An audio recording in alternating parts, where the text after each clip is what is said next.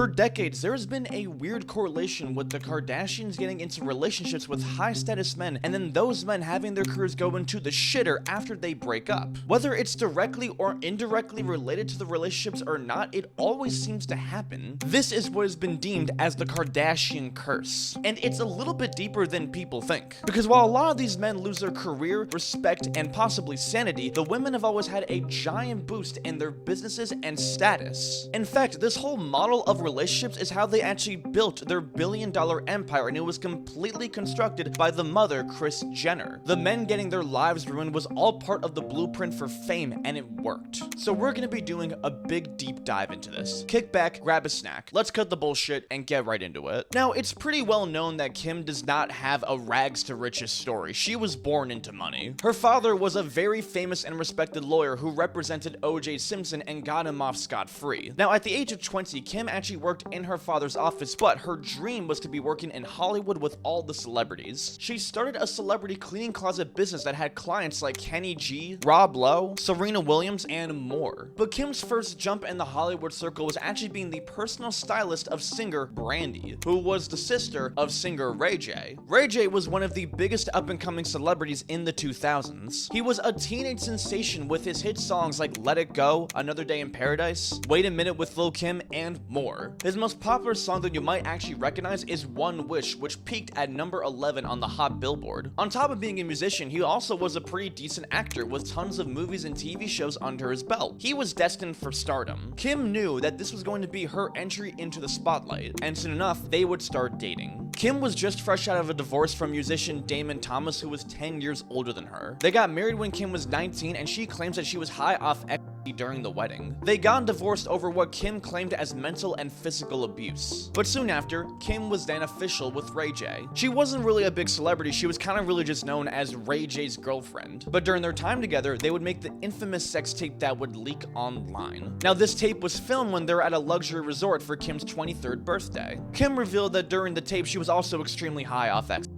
And while it was filmed in 2003, it actually did not get leaked until 4 years later in 2007. It was released by Vivid Entertainment, who actually bought the tape for over $1 million from a third party, because they knew it was going to be a smash hit, and it was. In the first 6 weeks, the tape made them over $1.6 million. But Kim claims that she never approved of this release and sued Vivid Entertainment. She settled the lawsuit for $5 million and reluctantly let the tape be released officially. They claim that this tape was never supposed to be seen, but that was a lie. It was completely calculated. You see, before Kim was famous, she was also the personal stylist to Paris Hilton, her childhood friend. You see, Paris Hilton was a significant rising star herself and also had a sex tape leak in 2003. It was pretty soon after that her own reality show, The Simple Life, premiered to a whopping 13 million viewers. And over time, she would build a giant media empire. Does that sound familiar? Well, it should, because pretty soon after this tape leaked, the premiere episode of Keeping Up with the Kardashians premiered. And as we may know, this is easily one of the most successful reality shows that boosted the Kardashian family into fame and money. The first season was completely themed around the tape with an average 900,000 viewers per episode. Journalist Ian Halpern actually wrote in his book The Kardashian Dynasty that Kris Jenner completely planned the sex tape leak. It was actually a mutual friend between Paris Hilton that actually advised them to do that. And clearly it worked, because this tape is what everyone credits as the domino effect for Kim's stardom. But as Kim's career was going up, Ray's was going down. Now, it wasn't immediate, as he did get a lot of publicity and signed a multi-million-dollar album deal. His next album, All I Feel, was pretty successful, and singles like Sexy Can I did top the charts. He would even have his own reality shows like For the Love of Ray J. But after this, Ray J's career didn't really see much success. His songs were not hitting the charts anymore, and he wasn't getting cast in TVs or movies anymore. The last time he really had any commercial success was when he dropped the song Hit It First in 2013, which heavily alluded to the whole Kim Kardashian relationship thing. The song was only famous because of the controversy and drama surrounding it, and it was the last time that he saw any mainstream success in terms of music. And after this, he also faced quite a lot of legal issues surrounding assault. To this day, Ray J is known as the guy who made the tape with Kim K, not the multi-talented R&B star from the 2000s. But at least Ray has some sort of reputation, unlike Reggie Bush. In 2003, he was the #1 running back in the nation and was a giant player for the University of Southern California. In 2005, he won the Heisman Trophy trophy, which is like a really big fucking deal. His first year in the NFL, he was in extreme demand. Before he was even drafted, he signed a multi-million-dollar deal with Adidas. He was literally a football prodigy, and he was destined for a superstar like Kim. The two met at the ESPY Awards in 2007, and soon enough, they became a couple. Reggie was a football star, Kim was a big media star, so the two were a perfect couple. Kim and Reggie were the center of attention for season 2 of Keeping Up with the Kardashians. People love a power couple, but they also love drama. Like at the end of season 2, when Kim makes a sexy calendar for Reggie and then it gets leaked by Chris. Still kind of riding off of the sex tape leak hype. And this worked because season 2 saw an average of 1.5 million to 2 million viewers per episode, which is a giant increase. Kim was now officially a household name and was getting big business opportunities, which really took up a lot of her time. And Reggie was getting a lot more involved in football now. But at the peak of their romance, the two split up when both of their schedules were just getting way too demanding. And at first, the show kind of depicted Kim as having a hard time with the breakup, eating McDonald's and laying in bed all day, but the two would get back in time for season 4, but would break up again after. The show intentionally made the Kardashians look like the victors in the breakup to make the men look bad. And again, it worked. In season 5, Kim gets herself a glorious new house and starts hanging out with other football stars. Reggie is depicted as the bitter, jealous boyfriend while Kim lives her best life. And soon enough, the curse would have its effect. Now in 2007, Reggie would help the Saints win the Super Bowl, and he had a solid season with the Dolphins in 2011. In 2015, he tore his meniscus after slipping on concrete and ended the season with -3 yards, which was the lowest ever by a non-quarterback with double-digit carries. The same year that him and Kim broke up, it actually was discovered that he got a ton of gifts from USC, like a rent-free home for his parents, travel expenses, cash payments, and hotel stays. These are all giant violations of the NCAA, and they had to wipe all of Bush's wins from 2005, and he had to return the Heisman Trophy. These huge scandals really stained his career for a long time, and in 2017, he officially retired as one of the most overhyped players in NFL history. But Kim had no trouble moving on and was completely fine, because pretty soon after, Kim would actually date another athlete, Kris Humphrey, who would catch on to the Kardashian strategy, but only after it was too late. Now, Kris was a pretty promising NBA player when he first entered in 2004. He wasn't like the next Michael Jordan or the promising prodigy like how Reggie was, but he was pretty good. Each year, he got better and better and better. He signed an $8 million deal with the New Jersey Nets in 2010, which was his best year yet, and this was around the time when he would start to date Kim Kardashian. What a coincidence, right? It seemed pretty quick because this was like less than a year after her breakup with Reggie, but what really made it quick was the fact that Kris would literally propose to her just 5 months after dating. It was super cute and was one of the main themes for season 6 of Keeping Up.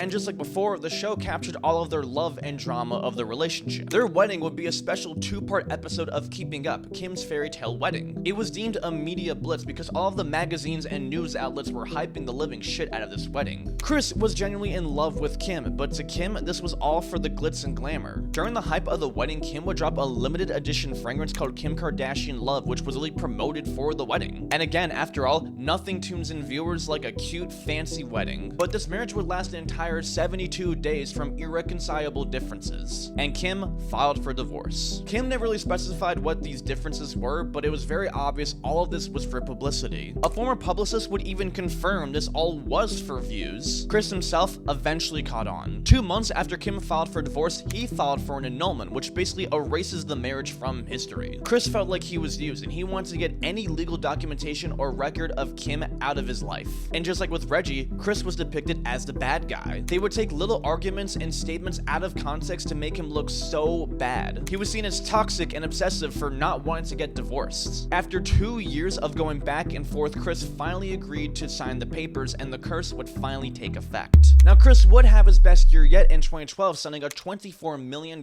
deal with the Nets. He had a performance high in 2015, helping the Wizards beat the Orlando Magic. But after this, his career took a pretty hard downfall. He was constantly taunted and ridiculed from the divorce and even got booed at games. He was now a tabloid figure, and all of the commotion really just gave him a lot of anxiety and made him much less social. The worst part was that Kris was really tricked into thinking he had a real relationship. Look, I should have known what I was getting into. I was definitely naive about how much my life was going to change. But the one thing that really bothers me is whenever people say that my marriage was fake. Over the years, he was traded around by teams and went from an NBA star to a sole journeyman. He would retire in 2019 with very little potential reached and was deemed as Kim Kardashian's ex. He was just another pawn in the trap. Once is by chance, twice is a coincidence, 3 times is a pattern. There's no denying that the Kardashians were using these men to their advantage and kicking them to the curb when they were no longer useful. And Kim was not the only one who did this. Keeping up with the Kardashians didn't just put Kim in the spotlight, it also put her siblings on too, like Khloe, who used the exact same strategy. Khloe's first victim was Rashad McCants, who was actually introduced to her through Reggie. Rashad was a promising star in the NBA. He had a stellar college year, being the 14th selected pick for the Timberwolves, and had lots of career highs in 2008, until he dated Khloe. He immediately got caught up in the highly publicized relationship and got a shit ton of backlash when it was revealed that he cheated on her. This heavily hurt Rashad's image, and everything went downhill. He went to the Sacramento Kings for 1 season but didn't get re-signed. He then signed to the Houston Rockets, but his contract was then retracted. He was then scheduled to join the Cleveland Cavaliers but did not report to the team.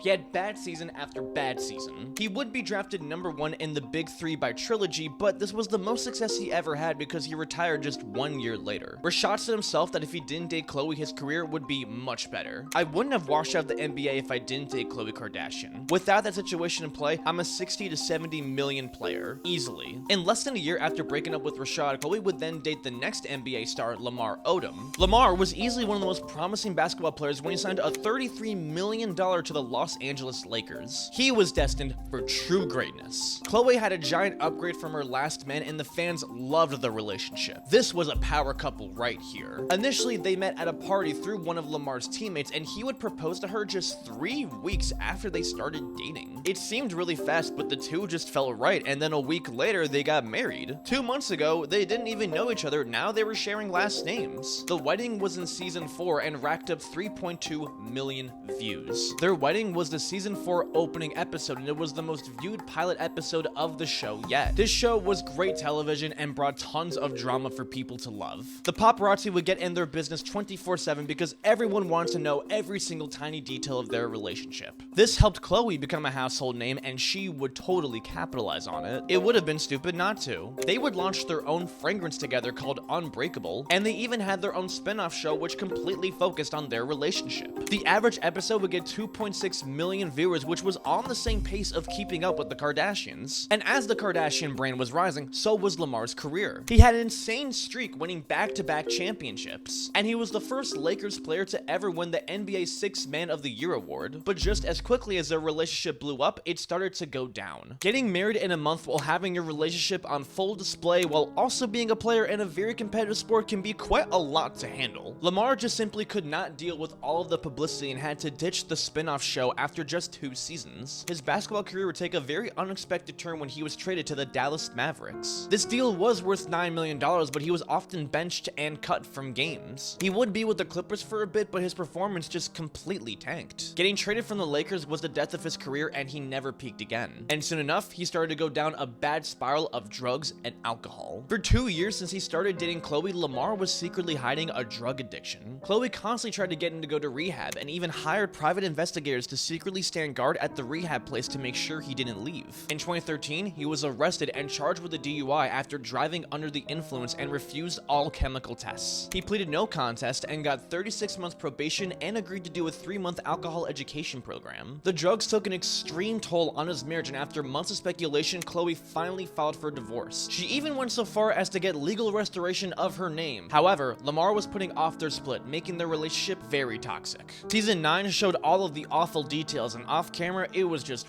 way worse. He went even harder on his drug addiction, going on an insane cocaine bender. He reached the ultimate rock bottom when it nearly killed him. In October 2015, Lamar spent $75,000 on a weekend in a brothel in Nevada, where he basically just went on a giant drug and sex bender with 2 hookers. He took excessive amounts of Viagra-like pills, and who knows what other types of drugs. This caused him to overdose. He was taken to a hospital where he suffered kidney failure, multiple heart attacks, 12 strokes, all under a coma. It wasn't looking good. By the grace of God, he somehow survived, but the recovery would be long. Khloe halted the divorce to be by her husband's side. She didn't want to get together, but she did want to be by his side while he was able to get his shit together. Eventually, Lamar would recover, and Khloe would file for divorce, and it would be official. Lamar's career was long gone, and he retired very early for someone of his skill level. He had the chance to be a real Hall of Famer. Just like with Kim, Khloe's status boosted from the relationship and the publicity. Her net worth went from $1 million in 2007 to $20 to $25 million in 2015. She now had multiple businesses, brand deals, and attention. The plan was working. As you can tell, a lot of these relationships were pretty obviously toxic from the start. But the most toxic one that happened probably was Courtney's relationship with Scott Disick, which lasted nearly a decade. This relationship was riddled with addiction, abuse, and drama. And it was the best thing to ever happen to Courtney's career. Now, Scott was your typical reckless rich kid who did whatever he wanted. At the mere age of 18, he was already arrested for driving under the influence. He met Courtney at a house party in 2006. They always seem to meet at house parties for some reason. Now, at first, Courtney didn't really like him because he was this rich, spoiled kid who didn't really have a real job. But after knowing each other for a year, they would start to date, and this was around the same time that Keeping Up with the Kardashians started filming for the very first season. Almost every single moment of their relationship was on the show, good or bad. They would almost rush tying out in their first year, but Courtney insisted on taking things slow. In season 2, it was revealed that Scott was cheating on Courtney after she saw that other women were texting him. They would split up, but not for long. They would get back together after Scott visited her in Miami. The two had a fling together, and Courtney would get pregnant with her very first child. Their hookup was covered on the Kardashian spin-off show Courtney and Kim Take Miami. And even though they were back together, Scott had a very lingering alcohol issue. He would drink excessively on end and became very, very aggressive.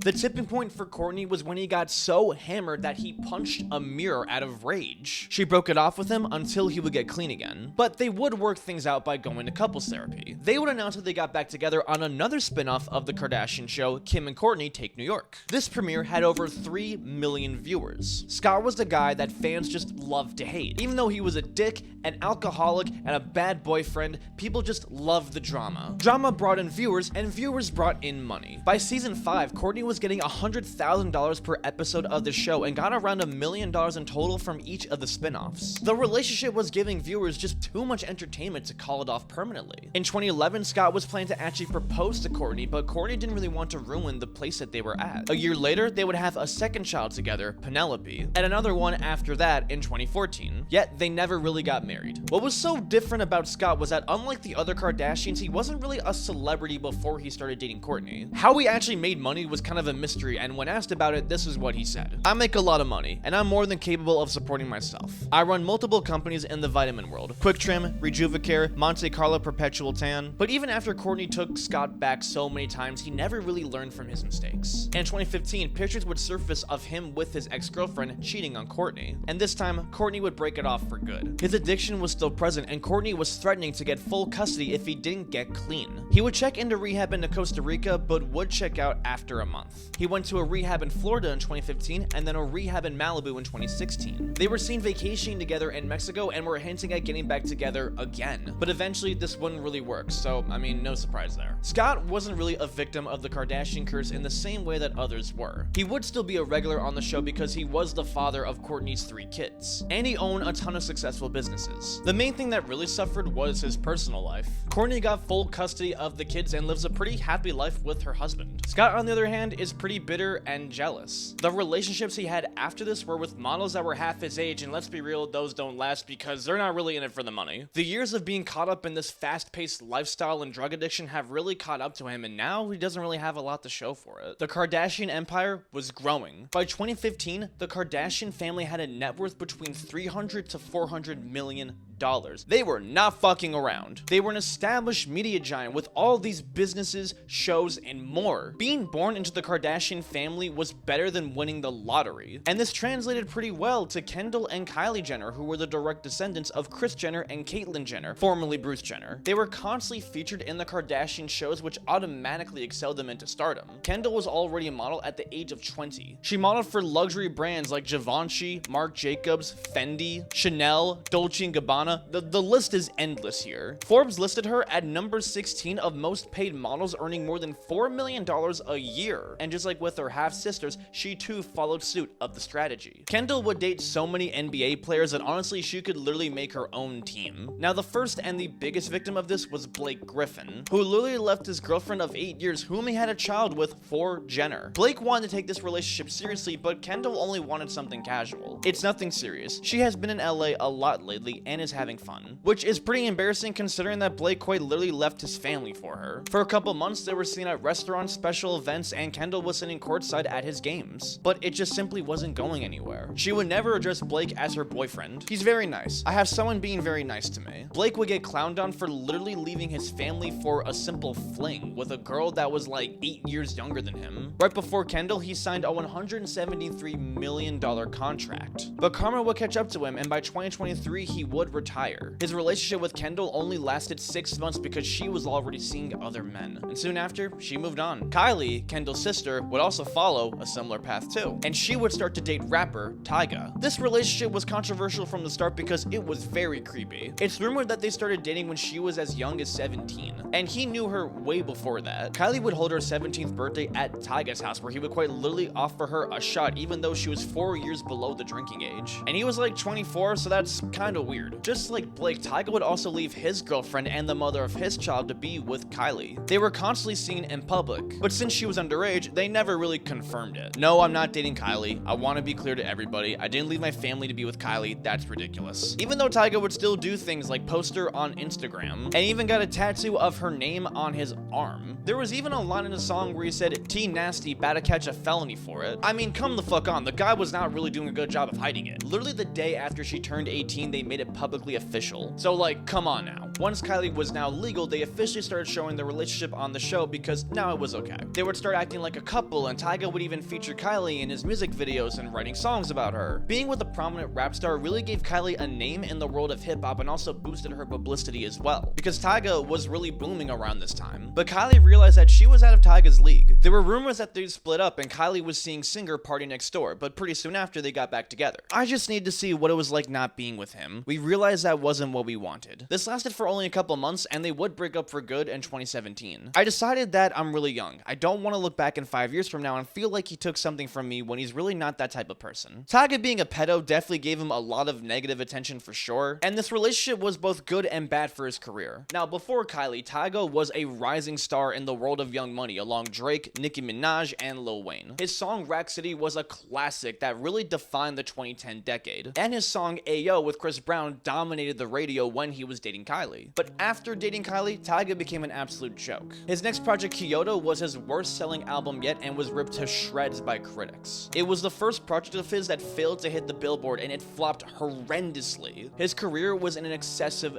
downhill. But that same year, he would also drop his biggest song ever, Taste, which went 9 times platinum. And he also had big songs that year too, like Swish and Dip. This was deemed as his comeback era. His album Legendary sold nearly 25,000 copies, which was around the same type of stuff he did when he was at his peak. However, he would not be consistent at all, with his latest album NSFW selling less than 5,000 copies its first week. Tyga was a shell of a rapper after the relationship, but his downfall was not nearly as bad as Kanye's. Now, out of everybody that I've talked about in this video, Kanye easily is the biggest victim of the Kardashian curse. The failure of his marriage has really lost him to lose everything. His fans, his money, his children, and even his sanity. This divorce was so messy that it quite literally has its own HBO documentary. Now, Kim and Kanye's relationship goes all the way back to 2003 when Kim was still working for Brandy. She met Kanye when he was on the set working with the singer, and over time, their paths would cross again and again. In 2008, Kanye had Kim appear in an episode of a mock Muppet show that never really aired. They even kept in contact when Kim was with Chris Humphries, and soon enough, they would start to date while Kim was still legally married to Chris. Kim claims that it was actually Chris who made her realize that Kanye truly was the one. Right before I got married to Chris Humphrey, Kanye and I were talking, and I just wanted a different direction. I think I had to go through that to figure out what I wanted. Less than a year into dating, and the couple already had their first child together, Northwest. Kanye and Kim seemed like the perfect Hollywood couple. They were both media giants. Kanye was simply one of the biggest musicians of all time, and Kim was famous for,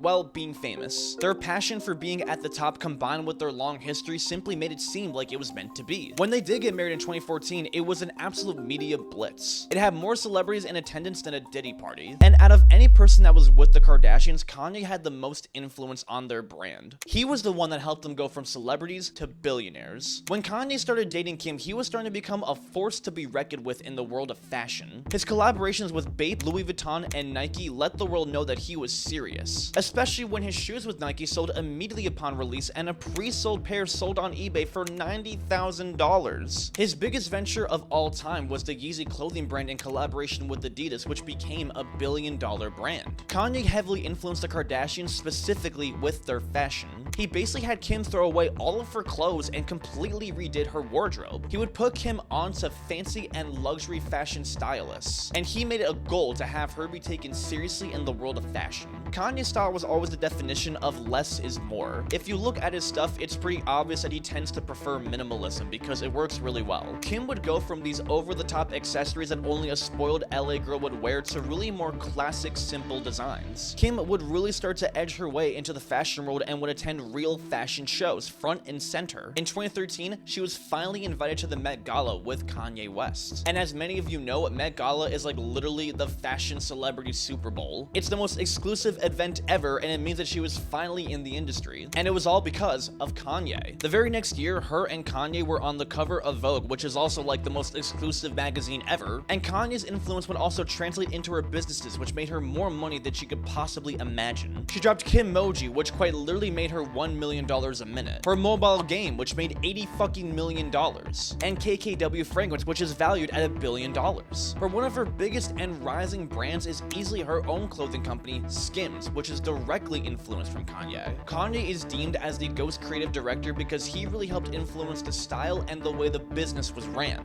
You know, he drew the logo. Our packaging was one way, and I thought it looked amazing. And then he walked in and had about a 2-hour conversation with my whole Skims team about why it was not so amazing.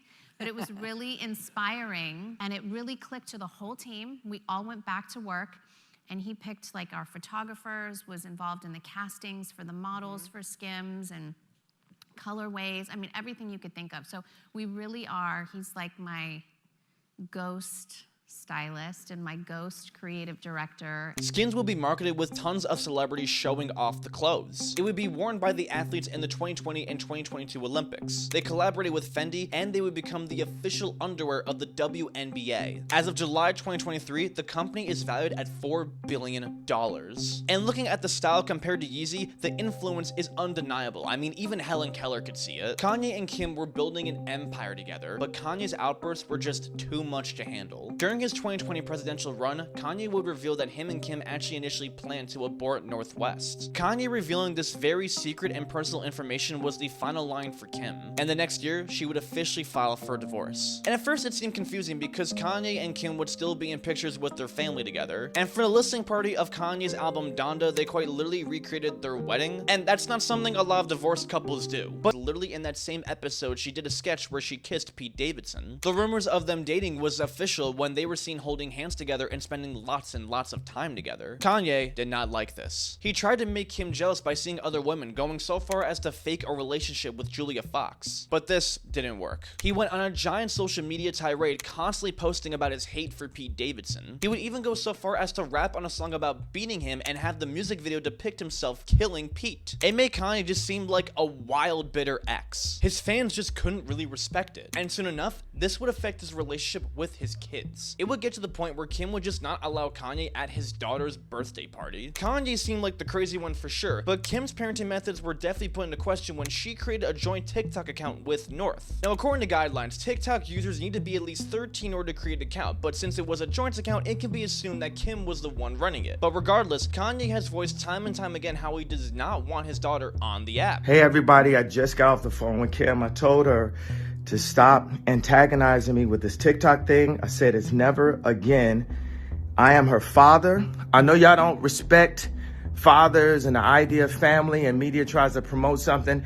I said I am not allowing my daughter to be used by TikTok. And there would be a lot of backlash because of the content that they posted. They would lip sync to very explicit lyrics. North would even link up with Ice Spice to make TikToks together, and at first this seemed completely fine. But then a couple days later, she cosplayed as Ice Spice in a very, very inappropriate outfit that no 9-year-old should be wearing. Eventually, this video would get deleted because of the backlash. And the reason why they were even making these collabs with Ice Spice was because she was a model for the new Skims line. Kim would admit that Kanye was right, but the curse would still come into play, because this controversy was probably the least of his concerns. Following his support of a particular mustache man that got rejected from art school, Kanye would lose a ton of business and alienate his fan base. His deal with Adidas got dropped, and he would officially lose billionaire status. In 2024, he would make a comeback with the song Carnival being at #1, but many Kanye fans deemed this song as completely awful, and his album Vultures was far from his best work. His next album, Vultures 2, would be deemed as his worst project ever, and behind the scenes, Kanye was suffering from a horrendous nitrous addiction that was slowly killing him. Videos of him using the gas surfaced online and it made people just genuinely concerned. Kanye's sanity was going completely downhill, and in 2025 he went on one of the worst outbursts yet, supporting the mustache man, supporting his voice of Diddy being freed, and so much more. His latest official release, Donda 2, was his worst performing album yet, not even selling 6,000 copies its first week. Kanye is now a shell of a man he used to be, and I made an entire video talking about all of this, but the curse really did come into play with this one. A man who was ironically one of the world's most creative geniuses now was using rage bait to get attention. But if it were to make him feel better, the man that Kim left him for also was a victim of the curse. Now, when Kim started seeing Pete Davidson, she didn't really want anything serious from the get-go, she just wanted some dick. And ironically, she met Pete when she was still with Kanye. See a pattern here too? And like all the relationships, it started really nice. They would rent out movie theaters to go watch the new Spider-Man movie, and go on Bahama vacations. And at first it didn't seem serious, but Pete would confirm that Kim is officially his girlfriend. They even attended the Met Gala together, which definitely made Kanye even more pissed. After all, Kanye was the only reason why she was even able to attend in the first place. This little fling seemed to be really going somewhere. At first it didn't seem serious because honestly it just seemed like as if Kim was just trying to get her mind off of Kanye. But Pete was getting a lot out of this as well. This skyrocketed his name into the mainstream as he was dating one of the most famous women in the world. He got tons of sponsors and brand deals like Smartwater, Manscaped, Call of Duty, Calvin Klein, H&M. I mean, there was a time where you could not avoid seeing Pete Davidson in a commercial. And who knows how much he made off of all of these. At this point, Pete developed a reputation of being a complete womanizer. Kim was just one of the adored celebrities that he was in a relationship with, like Ariana Grande, Margaret Qualley, and more. But like all the other women and all the other men, it was doomed to fail. After 9 months, their relationship was officially over. Their busy schedules made it really difficult to spend time together. Afterwards, Pete would seek trauma therapy because of all the harassment that he got from the relationship. And his career took a noticeable downturn too. He became a very hated celebrity for honestly what felt like no real reason. He wasn't getting the sponsors and the deals he once had that got him so much money. He was in some movies in 2023, but these were mostly cameos, and he probably only got those around the same time that he was with Kim. Right now, he's been less active than ever. He's not on SNL anymore, and he hasn't dropped a comedy special in years. Now, it's worth mentioning that this curse hasn't affected every single person the Kardashians have dated. Jordan Clarkson and Kyle Kuzma still had some pretty solid careers after dating Kendall. Travis Barker is still with Khloe and they have a baby together. Travis Scott, who once dated Kylie, is still running the hip-hop world. His album Utopia was his best-selling album yet, and he also broke the record for the highest solo rap tour ever. So safe to say, he's fine. And there's also plenty of more exceptions too. The curse doesn't really apply to everybody, but for the most part, it's definitely a lot deeper than most people think. The Kardashians use these men like chess pieces to build their empire. And it worked, because the Kardashians are quite literally like the Rothschilds of TV. They don't even have fuck you money. They have a money that requires a slur that needs to be invented. Even if it's really messed up, it was a very effective strategy. They knew it would work. Chris, of all of them, knew that it worked. And in the next couple of decades, we shouldn't really be surprised when the Kardashian offsprings also follow a similar pattern,